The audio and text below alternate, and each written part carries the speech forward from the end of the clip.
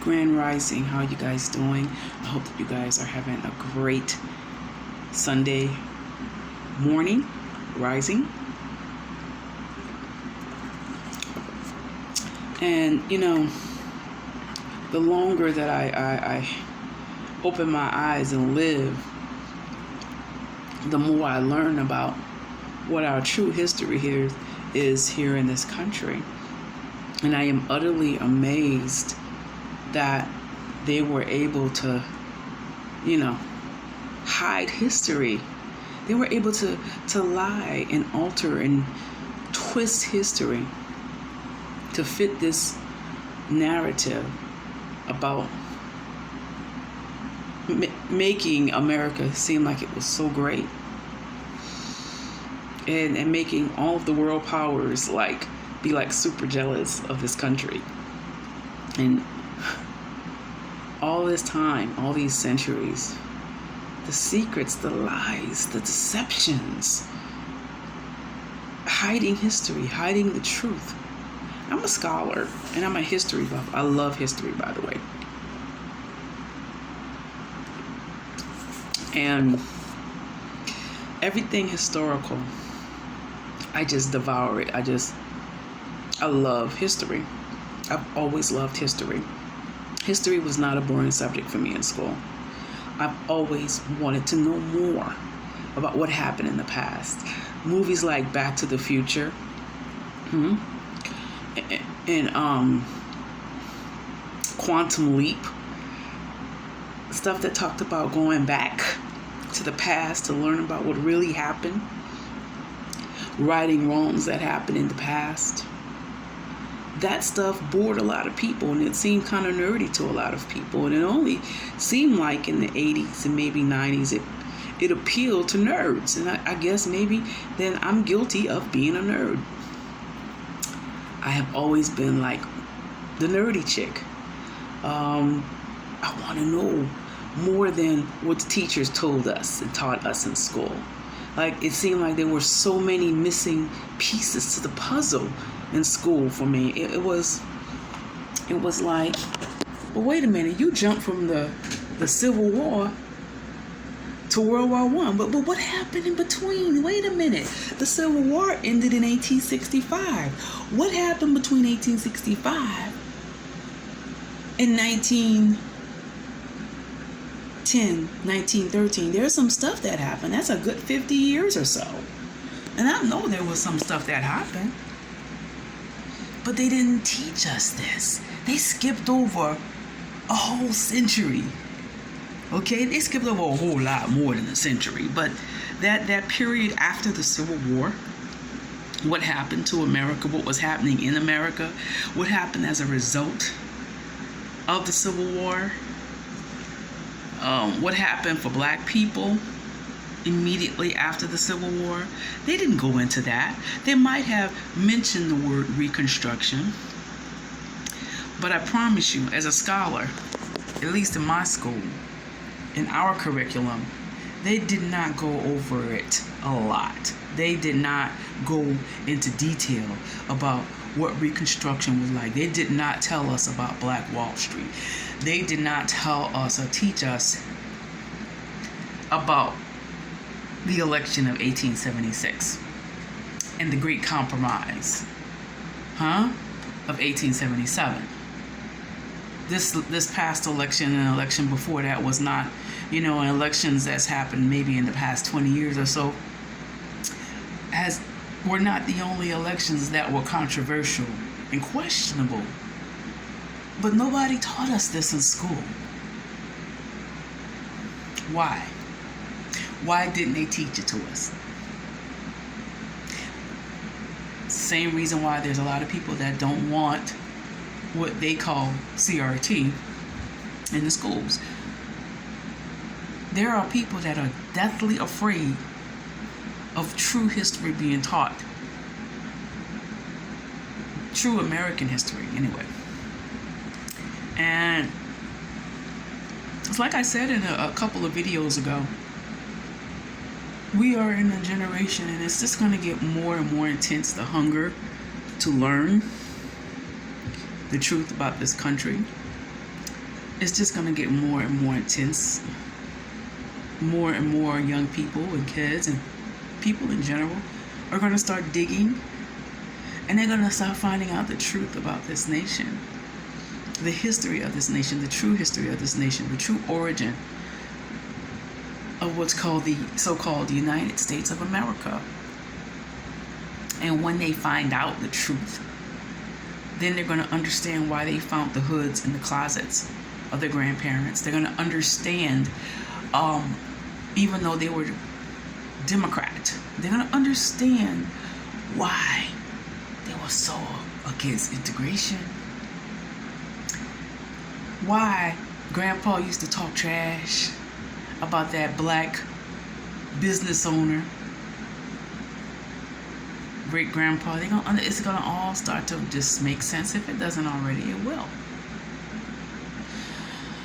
And it gives me an interesting perspective, if you will, about the so-called Democrats. As long as I can remember, I was involved in politics. No, I didn't run for political office or anything like that because I'm not a popular person. But I've always been that person that pushed people to get involved. Okay? I was involved with voter registration drives and what have you. As a teenager, I went to mayoral campaign parties as a teenager. Okay? So I was always involved in that. My father made sure that I was always involved in that. And so I believe that as long as I can remember, black folks are supposed to be for the Democrats. Black folks are supposed to vote Democrat. We're not supposed to vote for Republicans. Republicans are our enemies. Republicans don't care anything about black people. As long as I can remember. And so this is what we were taught. Huh? And then I find out that the Democrats, after the Civil War, it was the Democrats that stripped black people of their rights, the little rights that they did gain after the North won the Civil War, and slavery was supposed to be abolished. It was supposed to be. It was pretty much the Democrats that helped get Jim Crow laws come into existence. It was the Democrats that was like, we're losing money because we don't have any slaves. We need them to come back on the plantation and work for us. It was the Democrats that oppressed black people after the Civil War. It was the Democrats. So the predecessors, I don't know, the descendants, if you will, the ancestors of what we know as the Democratic Party today, they were the ones that was wrapping the nooses around our neck, taking our ancestors' rights away from them. They were the ones that wanted slavery back. They wanted the slaves back on the plantation. It was the Democrats. And the very first black politicians that were voted to the Congress and the Senate were Republican. Now, I'm not sitting here telling you to be for Democrats or be for Republicans. I'm telling you what I've been saying for months, maybe a year or more. Okay? They're the same people. Okay? Democrats or Republicans. There are white people who are looking out for their self-interest and the self-interest of their families and their businesses and their ministries and their culture at the expense of black people. That has been historically true in this country, and it is still true today. All you got to do is go Google the compromise of 1877, the election of 1876, and you'll see exactly what I'm talking about. And it should tick you off if you are a scholar like I am, and I was, that they did not teach this to us in school. They did not teach us this to us in college, okay? And I got another thing to say to these so-called HBCUs, okay? Why didn't historically black colleges teach this to the students.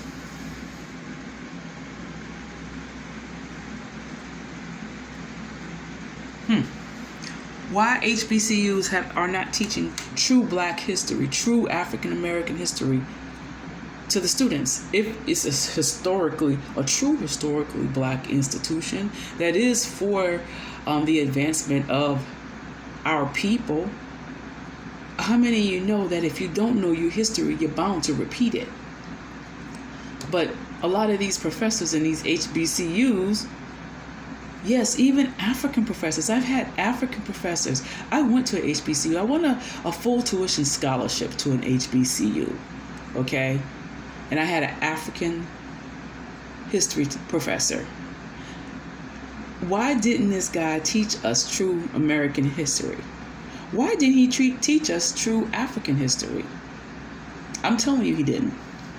I'm telling you that he wrote a whole bunch of notes about some pre-approved curriculum about this is okay to teach to the students, this isn't okay. That's what it was like. And I knew that there was a whole lot missing, and I knew that it was not challenging, and it wouldn't hold up to the other institutions. And so I asked him about it. And he just, pretty much said something to the point, the African professor, just go along to get along. I want all of my students to pass so that you can graduate and get your degree. That's pretty much what he told me.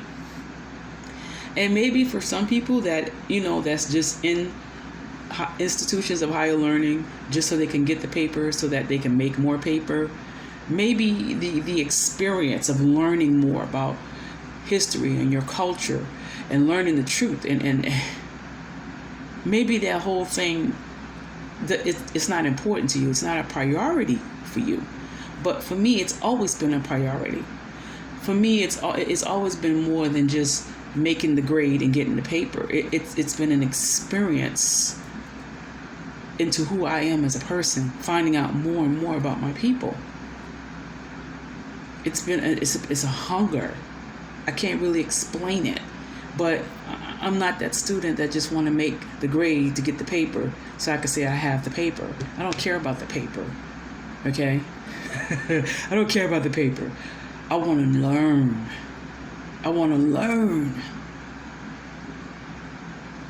And to me, it's an affront and an atrocity and a crime against your people when you offer them a less than truthful and totally disclosing portrayal of our history.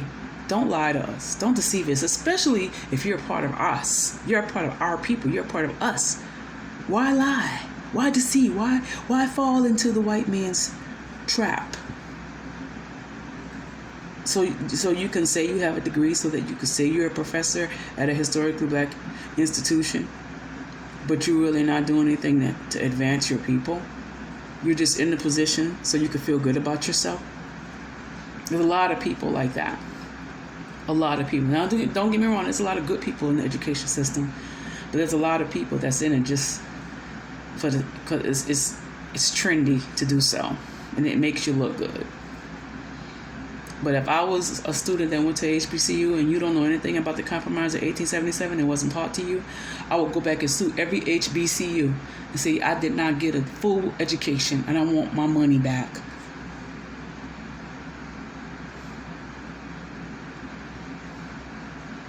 Anyway, demand that you learn all of your history if you're going to be in school.